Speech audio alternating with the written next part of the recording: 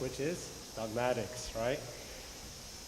We're not going to sugarcoat it, right? We're going to call it what it is because, like we mentioned last week, dogmatics doesn't need to be something that we're apprehensive about or intimidated by or bored by, but instead, it's central to our faith, okay? It's the underpinnings of everything that we believe in the church today and in our faith. And I think that if you're willing to keep an open mind about it, hopefully we'll demonstrate to you how what we learn in dogmatics actually impacts and affects your daily life, whether that's your prayer life, whether that's your spiritual life, your acts of service, your ascetic practices, etc. So dogma, we said last week, is dynamic and practical, and we'll try and explore more of that today. We also gave sort of a brief 30,000-foot view sort of what sort of dogma means as sort of kind of this, came from originally the idea that it's an opinion or a tenet, but if it's the opinion of somebody who's an authoritative figure, it becomes something with much more weight to it. We talked about the different areas of study within dogmatics, whether that's theology or cosmology, anthropology, soteriology, Christology. And if you want a bit of an overview of that, just refer back to the lecture last week. I think it was posted on YouTube already. And then lastly, we talked about some of the sources that we'll be using in this unit and kind of what you should be using when you want to better understand what our dogma is, okay? And we said that those sources are things like the scriptures, liturgy, which I use the word liturgy to encompass all liturgical texts like Igbeya, midnight praises, hymns, etc. And then councils, and we talked a little bit about what makes an ecumenical council, and why it's sort of a hard word to define. I realized that I was going to send out an article about it last week that I didn't, so I will try and do that this week. I apologize. And then last source would be patristic fathers. And we mentioned there that no one source and no one person or father encapsulates all of Orthodox dogma. So when we have a question, it's sort of best answered by consensus, meaning to read from multiple fathers regarding the teaching on a certain topic. But the question that underlies everything here, as we get into what we're going to talk about today, what is the foundation, the basis of everything is how do we arrive at truth, right? Because that's ultimately what we're after, whether that's in dogmatics or philosophy, or even in just, math or medicine or science. Like you're always looking for the truth. So what is truth? So truth, the Greek word for truth is aletheia, okay? And we use this in liturgical worship, right? We say Christos anisti, response is alethos anisti, right? Alethos means here truly. And aletheia comes from two words in the Greek. Lethe, which means hidden. And then the negative prefix of that word, lethe, is a. So a lethe, which means, so if lethe means hidden, aletheia means that which cannot be hidden, or better yet, that which is revealed. Okay?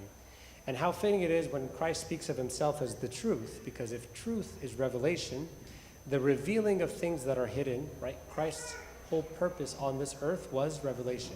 He came to reveal to us the Father. And we saw that in Matthew chapter 11, where it says, no one knows the Father except the Son, and those to whom the Son chooses to reveal him. So this revelation from God, this divine revelation, was one of the main objectives when Christ came to earth. Okay? Christ came to show us the Father, the love of the Father, the mercy and compassion of the Father, and ultimately the truth of the Father. So, when Pontius Pilate interrogates Christ, and he asks the question, he says, what is truth? He didn't realize that in front of him stood the very truth itself, the embodiment of truth. I would say even the presupposition on which truth rests, right? He's the standard. So the truth is less of an idea or an ideal, but in the Orthodox understanding, it's the person of Christ. That's the truth. And Christ is the standard by which we live and which we move, and we have our very being. And we cannot know what truth is unless we know who Christ is. And if we know the truth, right, Christ tells us in John chapter 8, then the truth shall set us free. Okay? Why is that important? Because until we know the truth, until we know who Christ is, because that's what we're going to talk about a lot today and over the next few weeks, is who is Christ, who is God. Until we know that, and until we identify with him and realize and acknowledge the salvific work, right, the salvation that he gave us, until we realize that, then we live in bondage to sin, okay? And we're shackled, so to speak. And this unshackling from the bonds of sin comes through truth, comes through Christ. And that's why it's so important. I'm spending a lot of time to focus on this because that's why it's so important to understand the truth.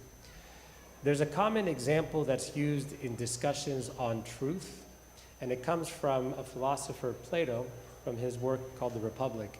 And it's an allegory of the cave. And this is a sort of nice picture I found online for it. But anybody heard of the allegory of the cave before? So you guys some of you may be familiar with it. But it's basically in this allegory, Plato sets up this scenario. He says, imagine that you have prisoners that are chained to a cave their whole lives, okay, from birth till adulthood, okay?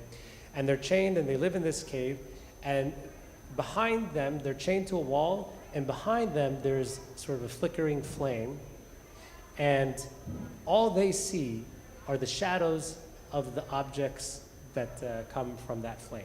That makes sense, okay? So their whole world is defined by shadows that they see on the wall, okay? So that's sort of the basis for this. And so Plato poses the question. He says, suppose one of the prisoners were to escape, okay? And he was to find his way to the surface, and he sees the sun. And he sees the world and reality for what it is, okay? How would he be able to describe that experience to people whose whole life is defined by shadows, okay? They would think that he's crazy, right? It's like indescribable. How do you describe the sun to somebody that's never seen the sun before? And so that's sort of the first part of it. But then suppose that he were to come back from his experience living on the surface, and he were to come back to the cave, and you can imagine he's probably stumbling and trying to, sorry, could you close that? He's stumbling, he's trying to recondition his life to the darkness, okay? His eyes don't adjust, everything appears as darkness to him. And you can imagine that in a scenario like that, the people that were living in the cave, when they see him come back and they see that he's stumbling around and he can't see, they would probably say that this experience of his ruined him, right? They would say, like, look what happened to you. Now you can't even see. Now you're the one that's blind. So they would consider that somehow he's been damaged by his experience in the light rather than enlightened. And you know what? It's sort of similar to how the world sees Christians today, right? The world sees Christians not as enlightened, but as damaged by religion, okay? And that's really the great spiritual battle of our time. It's not a struggle between believers and atheists as much as it is a struggle between pride and humility. Why do I say that? Because to accept truth really requires humility. While pride means that, I can believe whatever I want to believe and I don't need to adapt to what the concept of truth actually is, and this is the way it is sort of in most areas of our life. What really matters is what's objectively true, not what our opinion, what should be true or what we want to be true, okay? And this sort of gets into, concepts of postmodern ideas of like relativism and nihilism. You guys know what relativism is? Moral relativism says that there's no universally objective right or wrong answers, okay? Truth and moral values are not absolute, but it's just relative to the person or groups that are holding them. And that's, that's obviously very in stark contrast to what the Orthodox understanding of truth is. And it's important because if you look the next, sorry, I meant to show this earlier.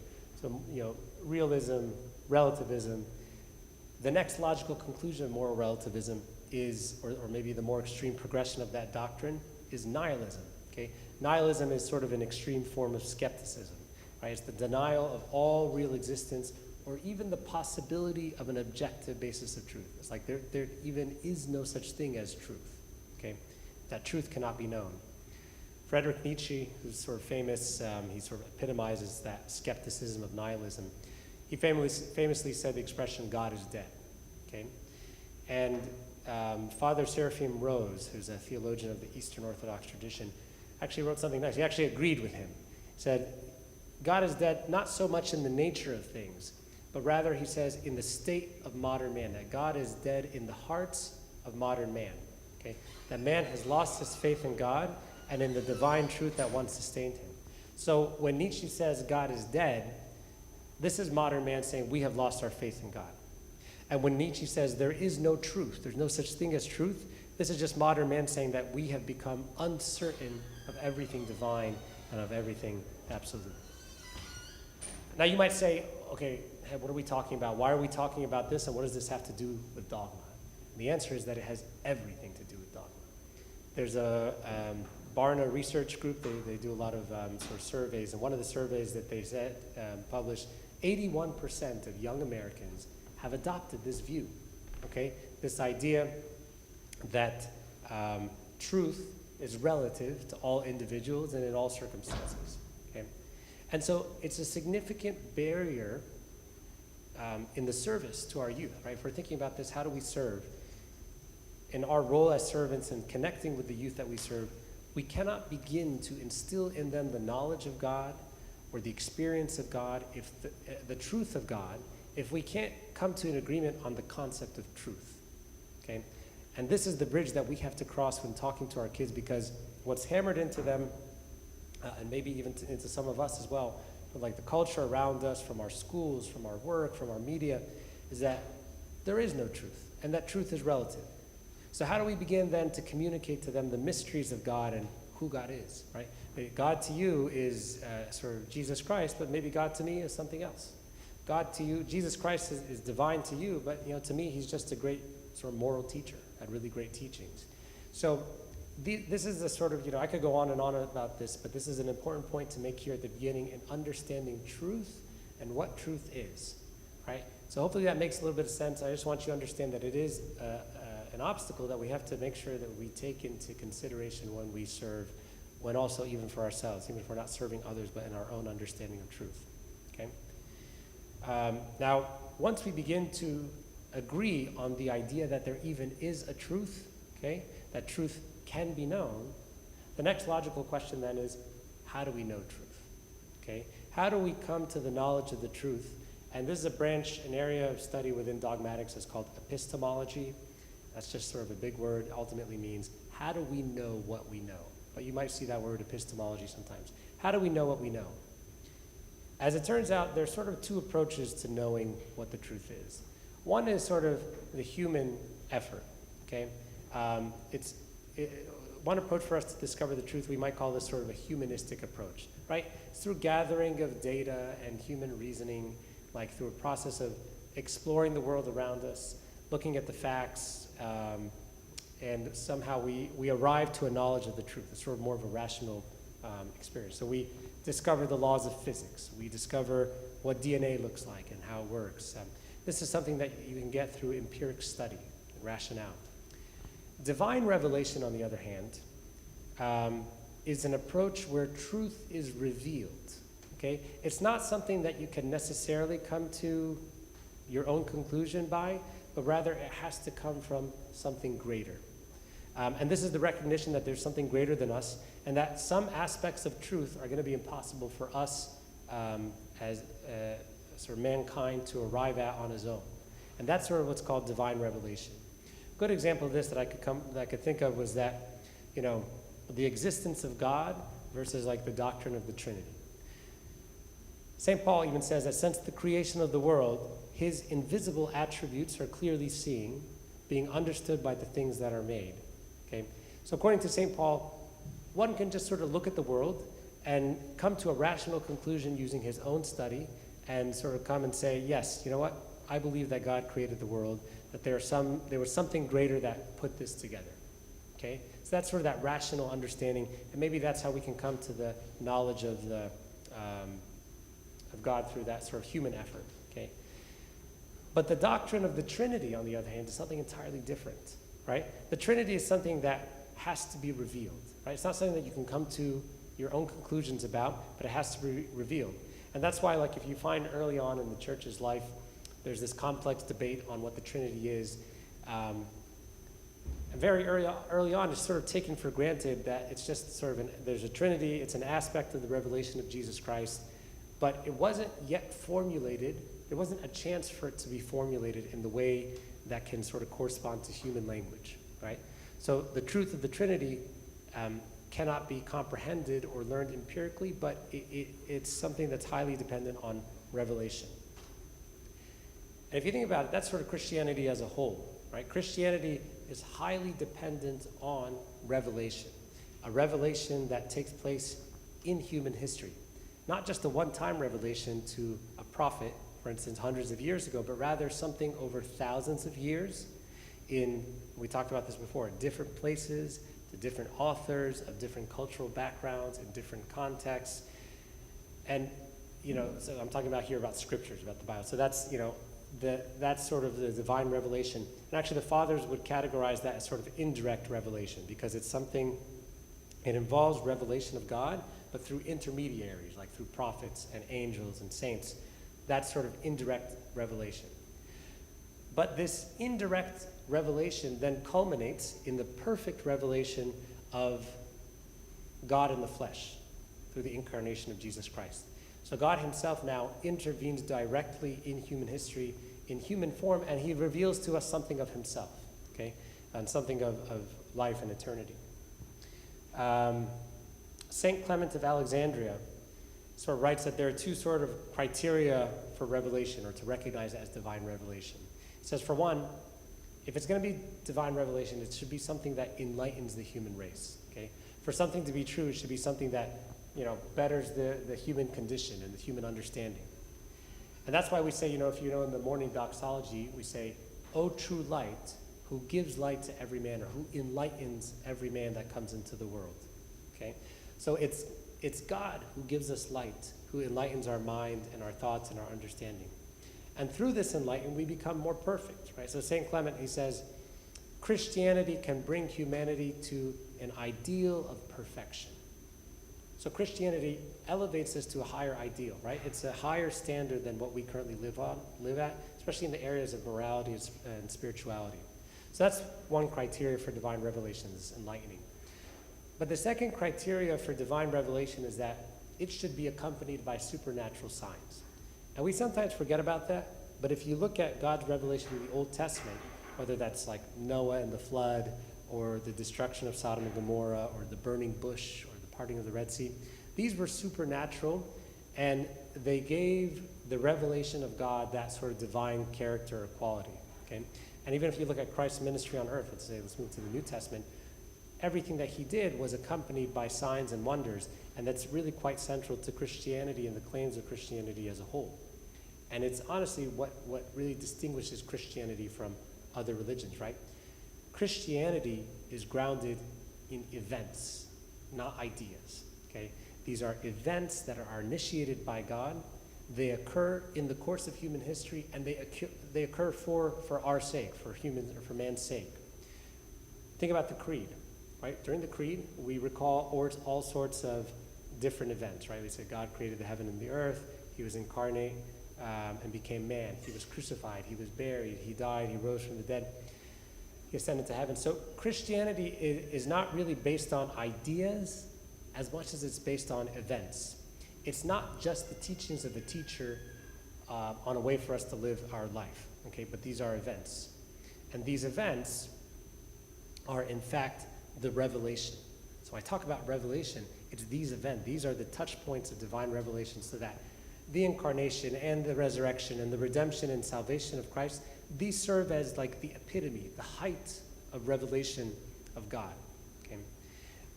And it's interesting, right? Because if you look at other religions, they're mostly focused on like the ethical and like moral teachings of their founders, right? The foundation of Christianity is not so much on what he taught, but on what he did. Sorry, on who he is and what he did. Okay, let me repeat that. The foundation of Christianity is not so much on what he taught, but on who he is and what he did. Okay, and that might come as a surprise for some of us, right? But it's the truth. And it's not to diminish his teaching at all. I'm not saying that we should ignore his teachings or that they're not important. In fact, it's because of who he is and what he did that elevates his teachings, right? That validates his teachings. But it's not the other way around, okay? It's not that his teachings are compared to other teachings of other religions and we sort of compare and contrast between them. The central question that Christ asked his disciples was, who do men say that I am? Okay? And this will essentially be the same question that involves every controversy for the next several hundred years of early Christianity, right? Because that question is at some level Christological, like who is Christ? And it's also Trinitarian as well, because Christ being the second person of the Trinity, is he true God or is he created being? So every heresy and every dogma that's formulated in some way is Christological at its core, especially in those first few centuries. And so that's why this question becomes central. We won't get into the councils today, but hopefully next week or the week after, as we get into it, it really gets at this central question. And it's kind of nice because actually, I don't know if you noticed, during these Holy 50 days, one of the themes, if you look at the lectionary of the Holy 50 days, it's all about divine revelation. Okay, if you go through each week of the lectionary, the Holy 50 days, it's all about Christ revealing himself. Like in the first one, right, which is the resurrection, the Feast of Resurrection, the gospel of that week and the week after of Thomas Sunday is revealing Christ as the resurrected Lord, right? He's revealing himself that he's been resurrected from the dead. And then every Sunday is somehow revealing who Christ is. In the Old Testament, when God revealed himself in the burning bush, and Moses asked, saying, like, what do I tell the people when they ask who sent me? So God tells him kind of a funny response. He says, I am has sent you. Tell them that I am has sent you, right? That's where we get the name Yahweh, which is the Hebrew word for to be or to exist, or I am, okay? So I am, when he says I am who I am is the name of God. It's sort of how he revealed himself to us. So in the New Testament, now if you go through the readings of that Holy 50 days, Christ is again revealing himself, right? He says, I am the bread of life, right? Which was, I think, was last Sunday, I believe, right? Anybody remember? And then, or like, I am the way, the truth, and the life, which I think is next Sunday. I am the living water, right? He's talking about today in the reading of the Samaritan woman. I'm the light of the world. So all these I am statements are Christ revealing himself to us.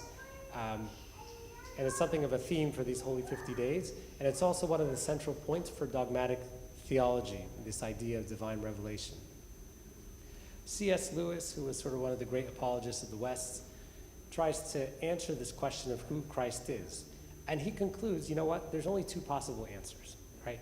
You can't say that I'm ready to accept Jesus as a great moral teacher, but I don't accept his claim to be God.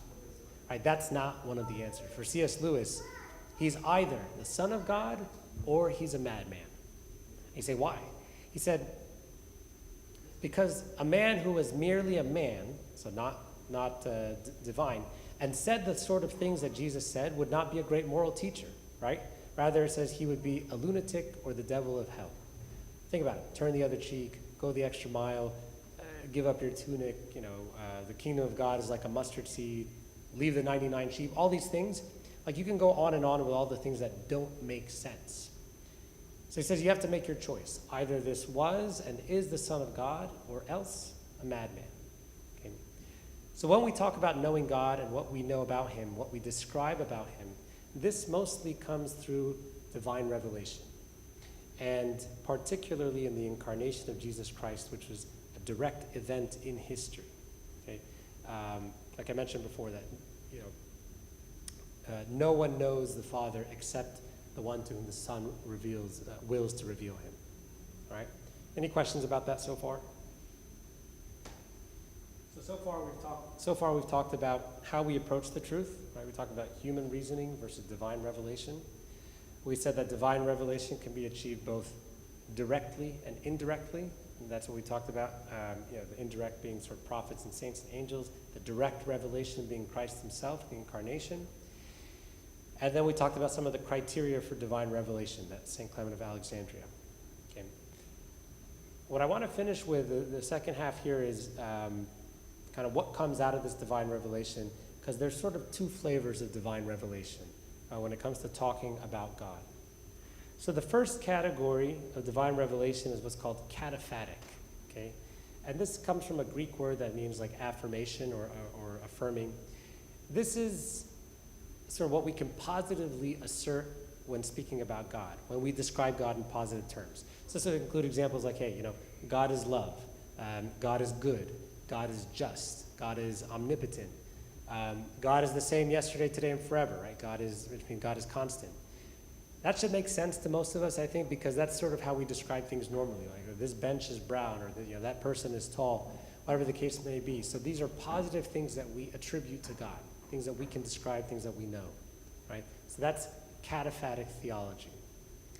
But the counter to this, sorry, I know this is small, but I'm always bad at estimating how big these things will actually show up.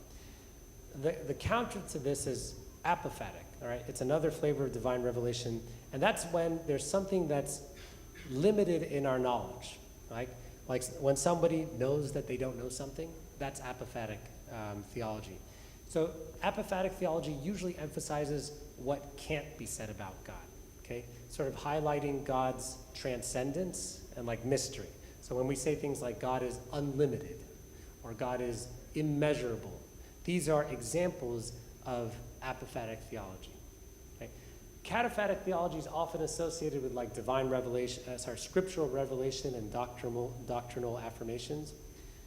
I would say apophatic theology kind of describes more what of the mystical experience, right? The limits of language.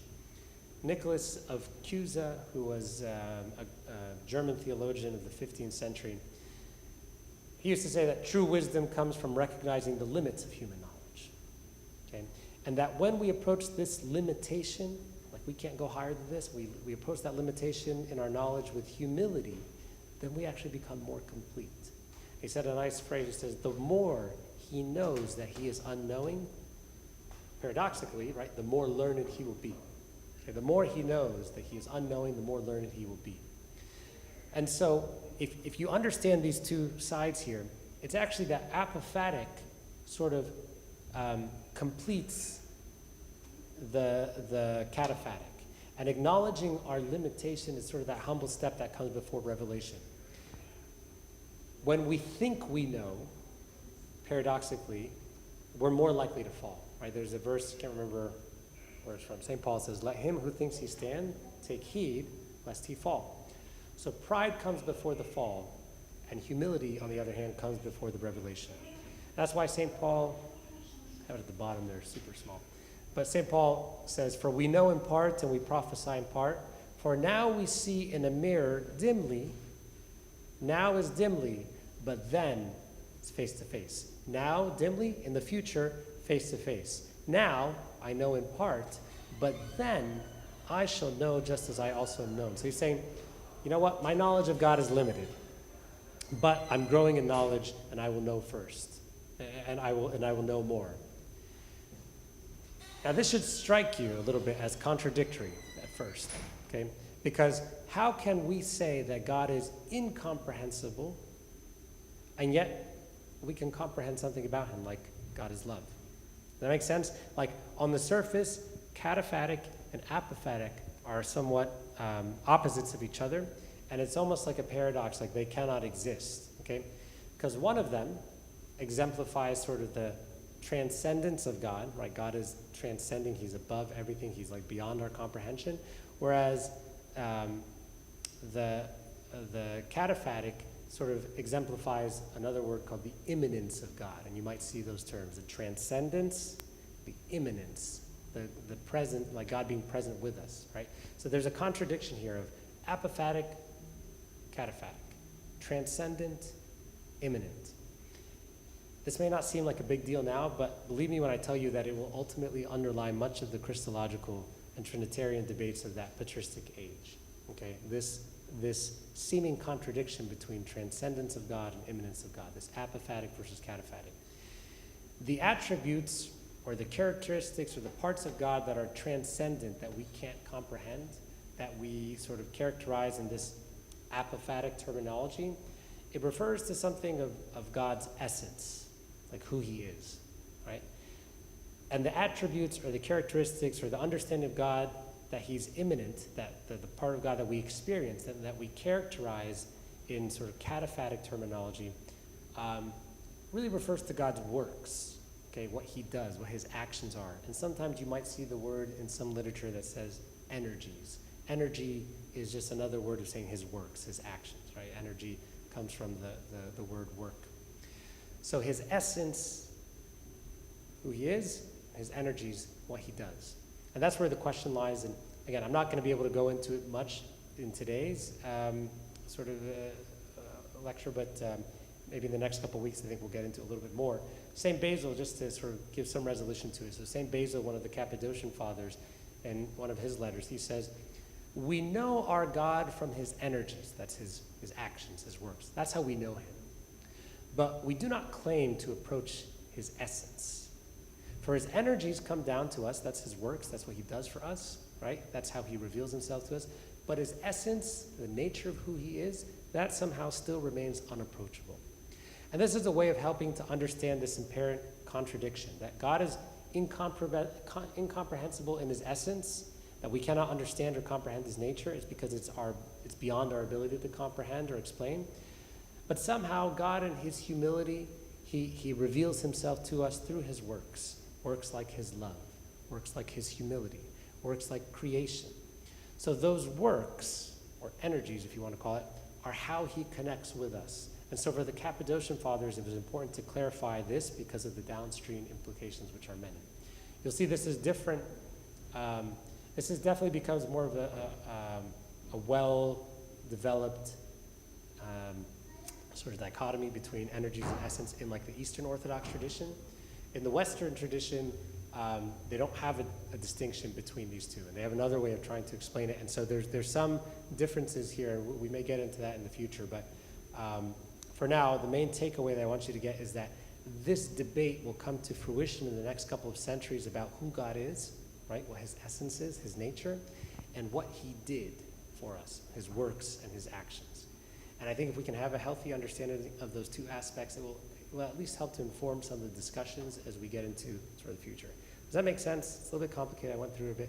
Essence, energies, kind of a bigger topic here, but hopefully that you get that. So what I want to finish with then is a really nice contemplation I found on the life of Saint Moses from Saint Gregory of Nyssa, who tries to bring this idea of divine revelation home, right? These concepts of apophatic and cataphatic and how we describe God in a way that I think is sort of very practical and spiritual. So he says that there's sort of three stages of revelation.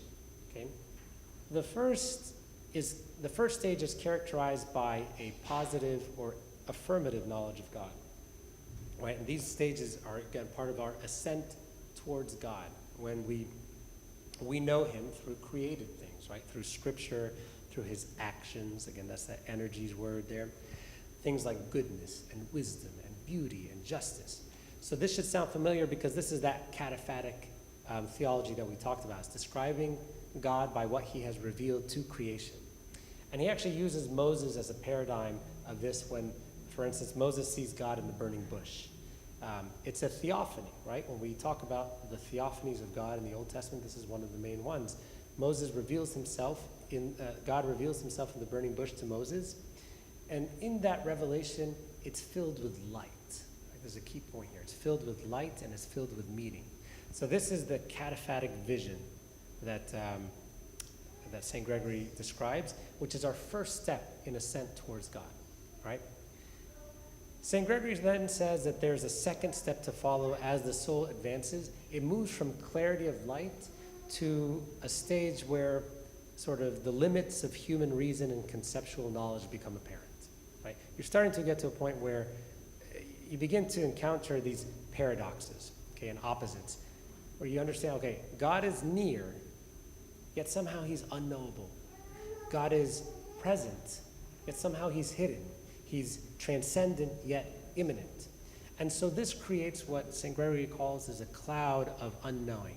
Not because God is absent, but because his presence overwhelms us, and it overwhelms human comprehension. And in the example of Moses, again, using Moses as the paradigm here, says that this is the pillar of cloud and fire that we see in the story of Moses, okay? That somehow in this cloud is the presence of God, and yet there's confusion, right? So he's saying that this is sort of the second stage in our ascent towards God. And finally, in the last stage of ascent towards God, the soul enters into a divine darkness, what he calls a dazzling darkness, where all the names and images and concepts of God fall away. And this is apophatic theology, right? Knowledge of God through unknowing, right? And this is, we see this in Exodus chapter 20, where it says, Moses drew near to the thick darkness where God was, right? So Exodus chapter 3 is talking about like burning bush. But then when we get a few chapters later, now Mount Sinai, Moses draws near to the thick darkness where God was. And he entered into the darkness, and in the darkness is where he saw God. Okay? And that's amazing because it's the opposite of the first theophany with the burning bush, right? In that theophany, God appears in light. And however, now somehow he appears in darkness. And why is that? Because the more the mind advances, the more clearly it sees that the divine nature is invisible. Okay? It's like you begin to realize that God is beyond our sensory or rational perception. That true vision of God is non-vision, right? That's how you reconcile the opposites from stage 2 in St. Gregory's sort of staging system. And that's why, for instance, if you look at the liturgy of St. Gregory, which is St. Gregory the theologian, different from St. Gregory of Nyssa, that he describes in that anaphora, he says that God is ineffable and invisible and infinite, without beginning, everlasting, timeless, immeasurable, incomprehensible, unchangeable. This is the apophatic vision and the last step that completes our ascent towards God. Okay? And this is the transition from knowing about God to encountering him as a mystery.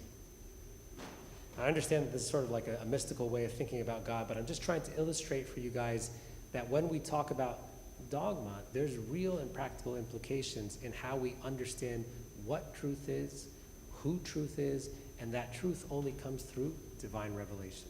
And I like that St. Gregory nicely outlines that cataphatic and apophatic forms of divine revelation together, not just as two sides of the same coin, which they are, but perhaps he uses this better framework that turns this into something that's practical and impactful and relevant to us, that we can mirror our spiritual life and our journey with God through this type of dogmatic theology, right? Going from cataphatic to apophatic, paradoxically from light to dazzling darkness.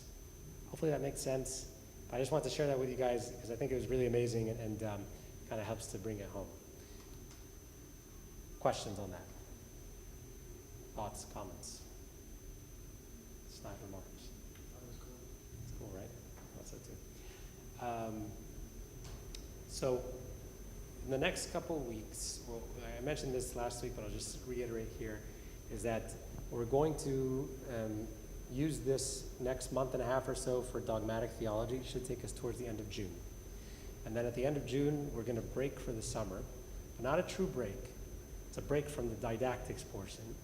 And instead, during those 2 months, the expectation is that everyone here will have a chance then to basically do an internship, okay, in a specific service in the church.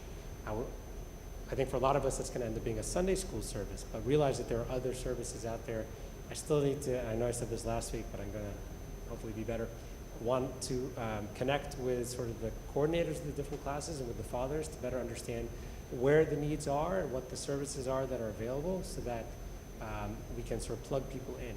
And the goal then is during those couple of months, before we re-adjourn in September, is to help out with the service, whether that, so in Sunday school, whether that's helping with activities that they have, outings, visitations, even lessons, and then coming back in fall. So there'll be very sort of more clearly outlined objectives, and if you are giving a lesson, I think it's something that we're going to want to connect with you before you give lessons to help sort of review, sort of lesson outline, like what are you going to talk about, what is the objectives, how are you going to do it. And as I mentioned before, I recognize that we haven't spent that much time so far yet in preparing you on how to give a lesson. That's something that we're going to work on for this next year in September to get people more exposure to that.